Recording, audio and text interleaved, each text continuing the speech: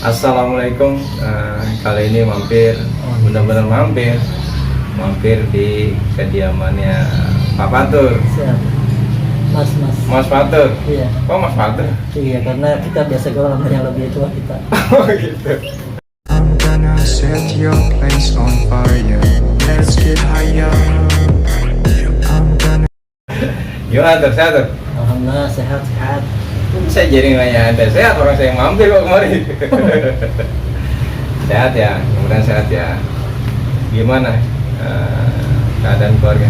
Keluarga alhamdulillah secara umum baik saja, sehat walafiat. Ya perlu disyukuri ya tentang kondisinya.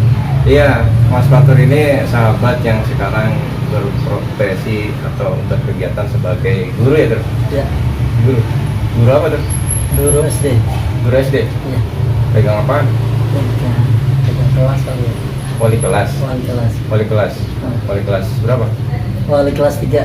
Wali kelas 3. Ya. Gimana? Ini kan pandemik ya. Ya. Serba-serbi sebagai seorang guru gitu ya. Kalau nanya emak-emak di rumah atau ibu-ibu yang kesehariannya sekarang anak-anak belajar di rumah itu nggak usah ditanya ya. Pasti komennya banyak gitu. pasti komennya banyak gitu dinamikanya. Enggak sebagai seorang guru gitu ya di masa pandemik ini kan belajarnya daring. Itu gimana gitu? Cara ngasih pelajarannya ya, cara pendidikan itu gimana? Kalau tatap muka kan jelas anaknya itu fokus atau ya, anaknya itu belajarnya rajin atau nggak masuk sekalipun kita tahu gitu ya. Nah kalau kayak daring kayak gini gimana? Daring gini, memang kan kita ini lagi zaman pandemi sudah ngerasakan 1,5 tahun ya hampir ya. 1,5 tahun PJJ pembelajaran jarak jauh. Nah itu ternyata guru nggak ketemu sama murid. Pembelajaran pun kadang kita kirim melalui WA atau kalau gurunya lagi rajin biasa kita bikin video kirim. Tapi itu ya tetap berjalan kondisinya. Walaupun nih sekarang alhamdulillah kita udah mulai PTMT, pembelajaran tatap muka terbatas. Nah, ketika kita sudah masuk ketika PTMT baru kelihatan. Ketika kemarin kita guru nih misalnya, kalau ngasih tugas ke anak-anak itu biasanya nilainya bagus-bagus. Nilainya 10, nilainya 100. Karena apa? Hah? Karena apa? PJJ. Pembelajaran jarak jauh. Jadi guru kita ngasih soal. Menurut kita soal ukurannya sedang kan. Namanya guru masa ngasih soal gampang semuanya kan? Apalagi murid jarang ketemu guru, kita ngasih pelajaran. Anak nilainya bagus-bagus. Kebanyakan 100 kali 90. Paling kalau ada nilai di bawah 60 cuma 2 anak. Artinya yang lain nilainya bagus-bagus. Nah tadi hari ini baru ngalamin PTMT. Kita di sekolah ketemu sama murid. PTMT apa ya? Pembelajaran tatap muka terbatas. Oh, pembelajaran tatap muka. Artinya kita masuk ke sekolah, tapi secara terbatas hanya separuh dari jumlah siswa. Jadi kalau 32 hanya 16 anak yang masuk. 16 anak. Bergiliran. Nah itu kan fenomena bahwa siswa itu ketika diberi tugas nilainya bagus-bagus. Apakah tidak sebaiknya itu diteruskan saja gitu? Secara pemberi nilai, kalau kita lagi bikin apa sebenarnya senang gitu. Gitu. Karena wah, ibarat kata tanpa kita melakukan remedial gitu ya, nilai udah pada di atas KKM, di atas kriteria ketuntasan minimal. Nah, cuman kita ngalamin tadi, rupanya ketika kita masuk di kelas nih, kayak tadi kan hari tadi kebetulan pas masuk kelas, itu kita cek kemampuan membacanya. Nemuin juga, mungkin kalau yang kemarin dinilai PJJ jelek, mungkin bacanya kelihatannya. Ini ada anak nilainya bagus, tulisannya bagus, kita baca, kita suruh minta baca, masih diajak coba. Nah itu secara logisnya kan nggak nemu, malah baca aja masih ejaan gitu kan, tapi nilainya bisa sampai 100, 90. Berarti ibunya yang rajin kok gitu. Nah, memang ini perjuangan mama dan kami terserah guru ya sangat menyampaikan terima kasih kepada ibu-ibu luar biasa. Memang kita sih namanya guru ngarepin anak-anak walaupun di rumah, walaupun didukung oleh para bundanya gitu ya, tetap belajarnya secara mandiri dan benar-benar belajar. Bukan hanya anak ini loh jawabannya. Nah, Ini sini tulisin. Bukan begitu juga kali harapannya. Berarti sama aja ya. Sama ya? Di Depok sama? Ya maksudnya saya ngelihat anak saya sendiri karena Gitu. belajar daring itu kadang-kadang apa ya yang apa ya menjadi bagusnya nilai itu karena memang ibunya terlalu rajin gitu, terlalu rajin gitu. Bukannya terus ini ya, bukannya terus membuli ibu-ibu, tidak, tapi memang terkadang apa ya mungkin karena faktor kasihan, faktor pada ribet dan sebagainya. Oke lah, akhirnya dikerjakan barengan sama orang tuanya. Tapi kan kalau di sekolah kan secara pendidikan yang diberikan adalah guru itu hanya memberikan lalu mereka menanggapi gitu ya, menanggapi, siswa itu menanggapi. Selebihnya mereka berkembang sendiri kan gitu selebihnya, bukan terus disuplai untuk mengisi jawaban kan gitu ya, macam itu ya. Nah, ini kan sudah mulai apa? PTMT, pembelajaran tatap muka terbatas, pembelajaran tatap muka terbatas. Nah itu sistem tiket kan, atau dibagi per season gitu. Hari ini masuk berapa siswa, besok masuk berapa siswa, atau season itu di season pagi atau season sore gitu maksudnya. Jadwalnya yang berlaku jadi model apa ya, masuk dibikin jadwal. Kalau hari Senin itu untuk kelas 1 dan kelas 4, kemudian Rabu untuk kelas 5, kelas 2 dan 5, untuk hari Jumat dari kelas 3 dan 6. Kelas 3 dan kelas 6. Kapasitas 50%, berarti ibarat kata hari ini nomor absen 1 sampai 16. Jumat depan 17 sampai 32. Gitu. Berarti 2 minggu ketemu sekali. Ibarat kata masih latihan untuk tatap muka ya. Ya memang kondisinya ya hari ini seperti ini gitu. Nah kalau yang aplikasi ya, yang guru itu aplikasi ya. Yang misalkan hari ini yang pembelajaran daring itu. Pembelajaran daring kita setiap hari. Iya kan setiap hari itu. Ya, setiap hari. Mereka kan nanti dikasih tugas gitu ya. Ya. Nah itu aplikasi ya, aplikasi dari pusat atau dari itu dari masing-masing kreatif guru. Masing kreatif guru. Ya. Ada yang pakai WA, misalnya gitu. mengirim video pembelajaran melalui WA, mengirim tugas juga melalui WA, gitu. Kemudian menilai melalui WA, kita berikan apa? Biasanya kita screenshot, kemudian kita bukan apa sih namanya apa? Kita apa ya? Pokoknya guru menilai dari yang di WA, terus kita kirim ke orang tua. Ada juga teman yang misalnya pakai Google Classroom. Capture. Nah, kalau dari sisi wali siswa mungkin ya, wali murid itu ya banyak lah ceritanya gitu ya. Wah daring gitu. Pertama ya pasti ibu-ibu yang tidak terbiasa untuk mendidik anaknya sendiri, yang pagi-pagi sudah sibuk di dapur, sudah sibuk nyuci dan sebagainya, itu pasti memang agak kerepotan gitu. Pasti shock kultur gitu, shock peristiwa gitu. Nah, kalau dari sisi gurunya sendiri gimana? Maksudnya sisi guru itu, pas daring, kendalanya apa aja biasanya? Kendalanya macam-macam ya. Namanya kita pembelajaran jarak jauh, jadi pagi biasanya kita udah absen, Kemudian habis itu tergantung gurunya. Kalau gurunya lagi benar, ini nggak usah. Artinya yang guru ya manusia juga kan ya, manusia juga. Ketika pembelajaran jarak jauh di sekolah, itu kan tinggal sistem gurunya. Ibarat kata absen nih, guru misalnya kalau saya biasanya pagi hari kita menyapa orang tua gitu kan, coba memberikan tugas, misalnya ngasih materi hari ini materinya tentang apa, supaya mereka mempelajari dahulu sebelum terima tugas dari kita. Gitu. Tapi ya namanya apa ya, kita melakukannya kan di rumah dari tempat jauh, juga tergantung kondisi guru juga. Tetapi yang paling utama pelajaran pada saat hari itu kita berusaha melaksanakan sebaik-baiknya. Ada materi kita sampaikan, tugas kita berikan, orang tua kirim, kita memberikan penilaian sebagai bentuk tanggung jawab. Jadi tidak membiarkan anak sudah ngirit tapi tidak dinilai.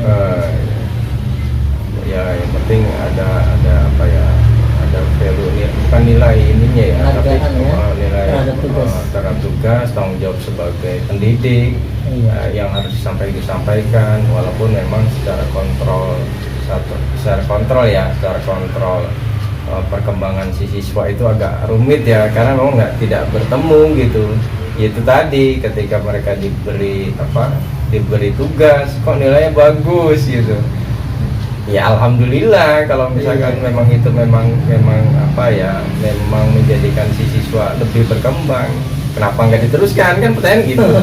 Tapi kemudian ketika mereka diuji di kelas, terbalik dengan apa yang sudah mereka kirim ke guru gitu ya, tugas-tugas itu terbalik dalam artian yang tadinya tugas itu bisa bagus nilainya, tulisannya bagus, tapi ketika siswa di kelas kok malah ada yang nggak bisa baca. Nah ini kan berarti ada sesuatu yang memang pendidikan daring ini menjadi sesuatu yang secara barometer pendidikan itu agak rumit ya, dinilai langsung sama si guru sendiri. Tapi kita berharap mudah-mudahan itu ya kasus sekali, mungkin ya sedikit sampel. Walaupun ya suara desas-desusnya banyak sih kayak seperti itu. Tapi kita juga dapat kabar, artinya ada juga orang tua yang punya memberikan kepercayaan dan tanggung jawab kepada anak. Jadi Pak, anak saya kalau di rumah misalnya sudah terima materi dari Bapak, saya biarin itu ngerjain tugas sendiri dia, seperti itu. Ada juga memang orang tua yang seperti itu, dia mendampingi, tetapi tidak mengisi jawabannya gitu ya Pak. Mendampingi untuk memberikan support dan semangat. Iya. Ya pendidikan utama memang di keluarga ya, yang pertama di keluarga. Tapi pendidikan di sekolah pun penting gitu ya, karena memang tidak semua orang tua itu secara bakat gitu bisa memberi pendidikan seperti guru yang memberi pendidikan gitu ya. Ya alami saja, kalau orang tua kan alami saja kadang-kadang gitu, alami saja ya. Dia punya anak dididik sebisa mereka tanpa tahu ada step-stepnya. Nah kalau di sekolah kan ada step-stepnya ya, ada kelas 1 sampai kelas 6, SMP juga di 1 sampai 3. Sekarang kok jadi berubah gitu ya? Apanya? Penyebutan kelas itu kadang-kadang saya suka keder juga tuh. Kelas berapa? Kelas 9. Kelas 9 kan. Iya. Itu udah mulai beberapa tahun ya. Beberapa tahun. Jadi kita sudah sekitar mungkin 7 tahun ke belakang. Itu sebabnya kenapa ya? Diubah mungkin untuk mempermudah kali ya. Mempermudah. Walaupun bagi kita namanya orang lama kan kita biasa pakai ijazah. Pokoknya 1, SMP kelas 1 2 3, SMP 1 2 3. Ini menunjukkan ke jenjang lanjutan. 1 2 3 4 5 6 7 8 9 sampai 12. Ke 12 tahun? Sampai kelas 12 ya.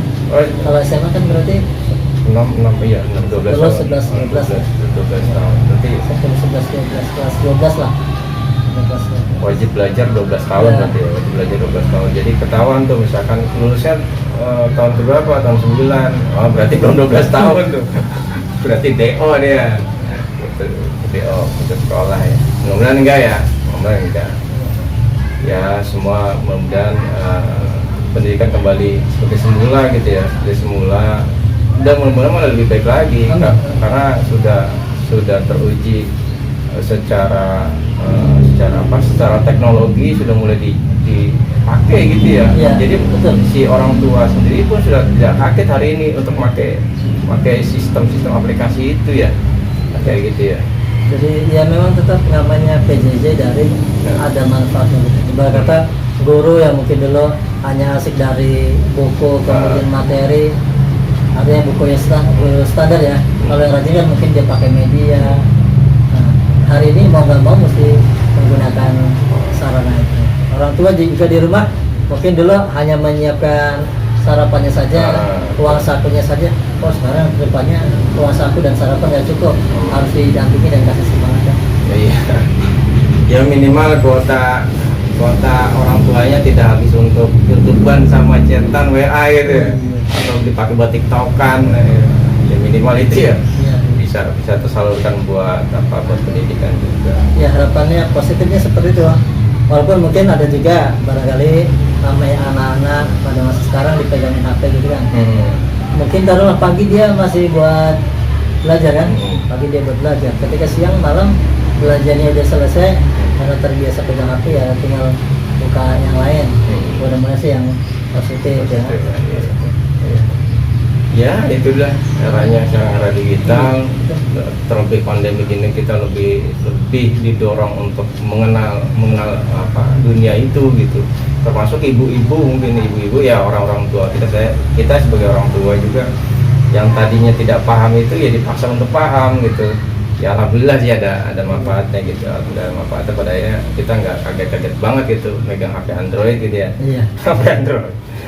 Ya kayak gitu. Kita juga tetap menyampaikan terima kasih kepada para orang tua.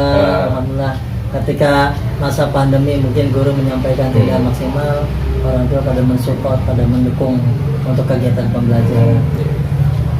Iya, pendidikan ya memang harus dari semua arah ya, tidak hanya belajar itu di sekolah, di rumah ya main aja gitu ya. Ya kan nggak bisa gitu, karena ada satu patah Indian kalau nggak salah, Indian ya, bukan India.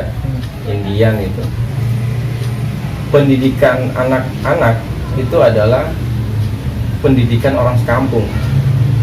Jadi yang mendidik anak itu orang sekampung gitu, ya kan? Karena gimana si anak itu masih bergaul sama tetangganya, sama lingkungan sebagainya gitu, terlebih sama internal keluarganya. Jadi yang mendidik anak itu sebetulnya satu orang kampung itu gitu. Kalau misalkan di kampung itu memang secara budaya, secara perilaku di sekitaran itu kok negatif, tidak mungkin tidak gitu. Bukan tidak mungkin tidak, ada kemungkinan si anak pun akan melakukan hal yang sama. Begitupun sebaliknya, ketika mereka melakukan hal yang positif, si anak kan akan tertular juga hal-hal yang positif gitu. Ya gitu ya. Betul. Enggak, jangan betul-betul aja. Zaman dulu terutama seperti itu, zaman dulu. Okay.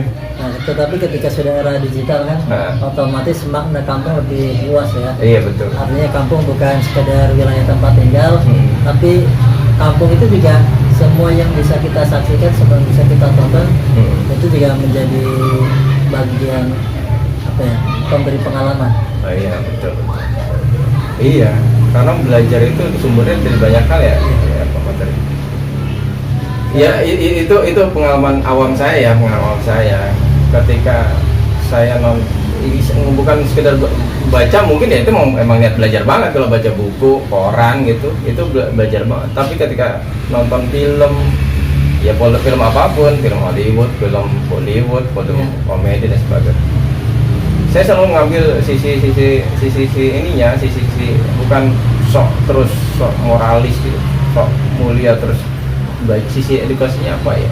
Ya minimal kita menjadi tahu oh ternyata memang ada ya yang berpikiran semacam itu gitu di dalam film sendiri. Atau malah kalau film sejarah kan kita bisa belajar banyak dalam film itu, kalau film sejarah ya, atau film drama yang memang mengandung unsur pendidikan gitu. Kayak gitu sih ya. Ngomong-ngomong, kalau untuk jadi guru itu ada jenjang pendidikan tersendiri nggak sih? Jadi kalau sekarang, ya. Kalau dulu kan, setahu saya dulu misalkan kita lulus SMA, ada lowongan guru gitu, ya bisa jadi guru. Terus atau S1 di berbagai bidang keilmuan apapun itu bisa jadi guru. Kalau yang sekarang gimana? Zaman dulu itu kan jadi guru mesti SPG ya. Oh iya, sarjana pendidikan guru. Sekolah pendidikan guru. Sekolah pendidikan guru. Kalau agama PGA, pendidikan guru agama. Nah, kemudian sesudah itu ketika SPG namanya, betul kan? Sekolah pendidikan guru kan? Nah, ketika era itu sudah ditutup atau sudah dibubarkan, tidak dilanjutkan, itu tinggal dikembalikan kepada perguruan tinggi. Mereka mencetak macam sarjana. Ada yang disiapkan untuk sarjana pendidikan. Khusus sarjana pendidikan. Tetapi karena kebutuhan dan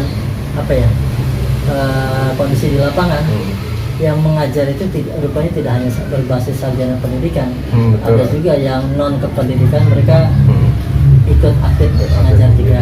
Itu kondisinya seperti itu.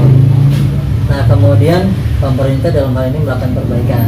Maka ibarat kata yang mau ngajar itu memang harus yang punya pendidikan kependidikan gitu loh, pendidikan keguruan maksudnya, punya pendidikan keguruan. Maka dulu tidak cukup sarjana plus akta 4. Kita dulu ada akta 4 ya. Misalnya bukan sarjana kependidikan, mau jadi guru S1, terus kita pilih lagi akta 4. Itu cuma 3 bulan ya Bang kali ya? 3 bulan, 6 bulan ada juga. Kalau yang benernya malah 1,5 tahun. Yang penting 1,5 tahun. Iya. Tapi 6 bulan juga banyak. Oh gitu. Ya termasuk yang 6 bulan. Oh. 6 bulan. Nah itu sesudah itu kemudian pemerintah kan melakukan perbaikan. Ibarat kata yang berhak mengajar harus yang memang jurusan keguruan. Harus jurusan keguruan. Kemudian maka dibentuk mesti S1 pendidikan dan linear. Oh gitu. Jadi kalau mau kita misalnya mengajar SD, PGSD, kita harus punya basic pendidikan guru sekolah dasar. SD. Kalau misalkan basicnya misalnya pendidikan guru SMP, ngajar di SD boleh? Nggak boleh. Untuk sekarang nggak boleh. Bisa. Kalau terutama berlaku untuk di SD negeri ya, atau di sekolah-sekolah negeri, itu penekanan linearnya sangat itu. Oh gitu. Jadi ibarat kata saya kan dulu dari S1 di Rosat Islamiyah, artinya non kependidikan. Saya kemudian jadi guru di sekolah negeri. Nah, ketika saya menjadi guru di sekolah negeri, untuk mengikuti aturan dan juga kalau kita ingin punya jenjang karir, ibarat kita mau diangkat segala macam harus mengikuti. Jadi saya kuliah lagi. Jadi S1-nya ada 2 tahun. Apa? S1 di Rosat Islamiyah. Di Rosat Islamiyah itu apa? Kajian keislaman. Kajian keislaman. Yang kuliahnya pakai bahasa Arab dulu. Wes. Arabik. Jadi cabang Mesir. Oh, cabang Mesir. Kayak Libya gitu. Hah? Kayak apa ya? S1 saya apa? Di Rosat Islamiyah. Enggak, itu materi pendidikannya kayak syariah kah? Ini. Ada Islam komprehensif. Jadi kita komprehensif. Iya. Jadi berkata di studi Islam kan di Rosat Islamiyah itu studi Islam. Kita belajar tafsir, yang belajar hadisnya, kita belajar arut wal qafi, kita belajar sejarah, kita belajar fikih, tajwid. Ibarat kata kita belajar materi usuluddin, kita belajar materi syariah, bahkan pendidikan juga ada. Cuma dia sekelas-sekelas aja. Ya, sekedar lapisan luarnya aja di sini. Oh, di Rosat Islamiyah. Titelnya jadi apa?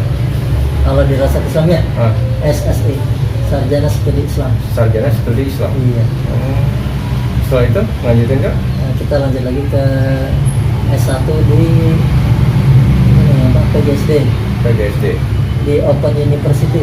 Open University. Universitas terbuka. Open University. UT. Iya. Teman-teman yang dijulukan Open University. Oh, keren ya. Padahal nggak tahu tuh, benar nggak kalimat itu. Masa open? Open buka ya. Dari tadi nih Open University keren amat itu. Ya tapi keren, UT keren.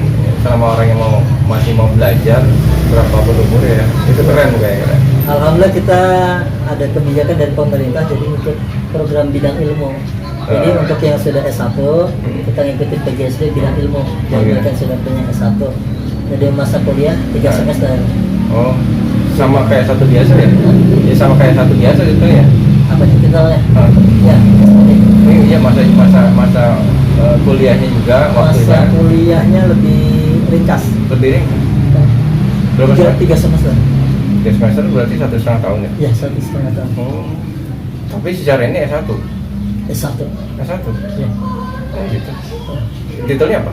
SPD. Sarjana Pendidikan? Ya, sarjana pendidikan. Sarjana Pendidikan. Berarti kalau yang sekarang akta 4 itu udah nggak berlaku? Akta 4 ya udah nggak ada juga berarti ya? Nggak ada. Walaupun juga ketika apa ini namanya mendapatkan ijazah juga sudah tidak ada akta 4-nya. Oh gitu. Tapi kalau akta 4 itu sekedar istilah sekedar pendidikan untuk melengkapi menjadi guru saja gitu sertifikatnya sertifikatnya ijazahnya tuh, tapi secara apa ya, secara titel segala macam nggak ada gitu ya? Ya, secara titel nggak ada. Secara titel nggak ada. Nah, bagi teman-teman yang mau jadi guru, pesan-pesannya apa? Ya mungkin ada dari teman-teman atau siswa-siswanya yang mau bercita-cita menjadi guru seperti Mas Fatur ini. Enggak, kadang-kadang memang jenjang pendidikan itu memang harus direncanakan gitu ya. Betul. Karena misalkan cita-citanya mau jadi pilot, kok belajarnya di Rosat Islamiyah, ya kan nggak ketemu gitu. Atau mau menjadi pendidik, tapi sekolahnya di SMK penerbangan, ya kan nggak ketemu juga, gitu. Pendidik inian ya, pendidik SD gitu ya. Kita jadi pendidik pilot juga, gitu. Baru ketemu. Nah itu apa pesan-pesannya, tips-tipsnya apa? Kan kadang kita kalau di kelas itu kayak tadi, misalnya kita tanya nama siswa gitu kan, nama cita-citanya apa? Nah kita tanya, ada yang mau jadi pilot, ada yang mau jadi dokter, ada yang jadi, yang satu, Pak saya mau jadi guru, wah bagus. Karena kan satu kita juga memang kita kan berprofesi guru kan, dia mau menjadi guru. Kemudian yang kedua, nama jadi guru itu kan nanti akan membina generasi kan. Betul. Ibarat kata dia akan ya penentu atau paling tidak yang memberikan bekal pengetahuan pendidikan kepada calon-calon guru, calon pilot, calon dokter, calon tentara. Nah dia berarti alhamdulillah nih kita punya penerus seperti itu. Sehingga akhirnya ketika mereka sudah menyampaikan cita-citanya, ya kita doakan ya anak-anak ya, mudah-mudahan cita-cita kalian tercapai seperti itu. Nah, kalau yang mau jadi guru tentu kita kasih semangat. Jadi selain doa juga harus kita belajar yang semangat. Kalau kepada anak-anak kita bilang begitu ya. Kalau jenjang pendidikan, jenjang pendidikan paling tidak sudah bisa dimulai dari masa kuliah. Dimulai kalau SMA bebas ya. Kalau SMA itu kan dia modal umum ya. Dia ibarat kata dia mau jadi dokter, dia mau jadi ekonom. Mau jurusan apapun, mau IPA kayak mau IPS, mau penerbangan, mau STM segala macam. Itu bebas ya. Tapi kalau sudah masuk kuliah, berarti kita sudah mulai masuk jurusan gitu. Ibarat kata mohon maaf ketika SMK mungkin punya jurusan apa, diambil kuliahnya apa, itu masih bisa. Tapi kalau kita zaman sekarang kan memang baik tidak hanya perawat dan bidang kesehatan ya, guru ibarat kata juga harus linear gitu. Harus linear dengan pendidikannya ya, biar linear sama nanti profesinya sebagai guru gitu ya. Dan itu merupakan bentuk ini ya, tanggung jawab dan kompetensi profesional. Sebelum ditutup, pesan-pesannya untuk pendidikan hari ini gitu, apakah guru itu cukup dengan memberikan pendidikan materi yang sudah ada di kurikulum pemerintah, atau sebetulnya pendidikan itu hanya pendamping saja untuk pengembangan akhlaknya gitu? Itu pesan-pesan terakhirnya apa? Pesan-pesan terakhir sebelum tutup aja ini biar kelamaan gitu. Sebelum closing ya. Jadi pandemi ini punya hikmah buat kita semua. Alhamdulillah dengan adanya pandemi kita tetap harus bersyukur sih terhadap bagaimanapun kondisinya, terutama terkait dengan pendidikan orang tua, ayah bunda jadi lebih berjibaku. Walaupun juga mungkin pembelajaran tidak berjalan dengan maksimal ya.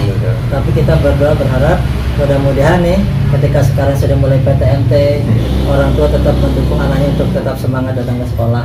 Ketika sudah normal, guru karena sudah bersahabat beradaptasi dengan berbagai macam media pembelajaran, sarana pembelajaran, mengajarnya lebih kreatif. Dan orang tua mudah-mudahan walaupun sudah normal tetap mendukung kegiatan belajar mengajar, memotivasi. Harapannya seperti itu. Karena memang yang namanya pendidikan, kalau mau berhasil, kalau mau sukses, jangan hanya diserahkan kepada guru. Kalau perlu orang tua yang punya cita-cita atau punya gambaran anak saya mau dibantu seperti apa. Iya, bagaimanapun pendidikan itu di sekolah kalau memang udah tatap muka dan normal kayak waktu zaman normal dulu gitu sebelum pandemi, itu kan berapa jam sih cuman gitu di sekolah, berapa jam dengan berapa puluh siswa, satu orang guru untuk berapa puluh orang siswa. Nah terus selebihnya kan mereka di luar atau di rumah gitu. Di rumah memang yang paling penting adalah saling pengertian ya, saling pengertian dalam artian si orang tua pun mengerti bahwa guru itu ya terbatas juga waktunya, dan pada akhirnya guru pun harus kreatif gitu ya, harus kreatif untuk gimana caranya mereka tetap belajar di rumah juga gitu ya. Itu ya. Iya itu sih tujuan akhir dari pendidikan apa Pak Pater? mencetak manusia seutuhnya. Oh, Manusia Indonesia seutuhnya. Ya. Manusia Pendidikan Indonesia. pendidikan nasional. Ya. NKRI harga mati. Iya, tujuan dari pendidikan adalah mencetak generasi yang berakhlak mulia gitu ya. Al-adabu pokok. Al-adab Pokok. Pokok ilmi ya. Pokok ini. Oh, al-adab qoblal ilmi. Al-adab Al-adab ilmi. qoblal ilmi artinya Oh, adab gitu. itu lebih dahulu daripada ilmu. Oh gitu, bukan pokok ilmi. Kalau urutan derajatnya ya. Oh itu udah derajatnya itu. Tapi Udah kita pakai punya Bang Irul saya. Kalau ada pokok ilmi, adab itu di atas daripada ilmu. Ada kalau pintar tapi nggak berakhlak juga kan repot. Tapi kalau beradab dia insya Allah masih mau belajar ya. tadi Anda qoblal ilmi. Qoblal ilmi. Artinya Itu akhlak itu didahulukan daripada pada ilmu. ilmu. Betul. Karena pintar saja tidak cukup gitu. Pintar saja tidak cukup. Karena dua hal dalam diri manusia antara nalar, pikiran dan hati itu harus sinkron ya, harus seimbang. Tanpa itu ya yang satu akan menjadi sombong, yang satu akan menjadi angkuh gitu kalau tidak seimbang itu. Ya gitu-gitu ya. Siap. Oh siap kok jadi saya yang minta saran dari Mas Patur ya. Iya. Mas Patur. Oh bukan Pak Patur Pak. Kalau di sekolah Pak. Oh gitu. Pater. Nah, Siap. Ya, saya kira itu. Mas Patur, makasih ya. Siap. Terima kasih keterangan, informasi biar kita sama-sama mengerti lah dengan kondisi seperti ini bahwa seorang pendidik pun sebetulnya punya kendala tersendiri dan orang tua juga udah pasti punya kendala tersendiri karena pada dasarnya secara umum ya tidak semua mayoritas orang tua siswa itu kan bukan pendidik gitu. Ketika mereka dikasih tugas dari gurunya tiap pagi ya muring-muring juga. Ini belum nyuci, belum ngerjain ini, belum ngerjain urusan rumah tangga, kok suruh ngerjain PR anaknya. itu pengalaman rata-rata itu orang tua. Itu luar biasa juga. Apapun pekerjaannya katanya. Yang ibu rumah tangga, mungkin yang dia juga punya profesi kan, Itu punya kerjaan. pasti banyak kendala. Tapi emang dalam kondisi kayak gini memang semuanya harus saling mengerti, semua harus saling belajar dan keren semua. Top semuanya. Bagi yang mau belajar terus ya. Mas Patur, sekali lagi terima kasih sudah diizinkan mampir di sini. Alhamdulillah. Kapan-kapan mampir di sana? Insya Allah. Iya. Oke. Terima kasih ya. Assalamualaikum. Waalaikumsalam warahmatullahi wabarakatuh.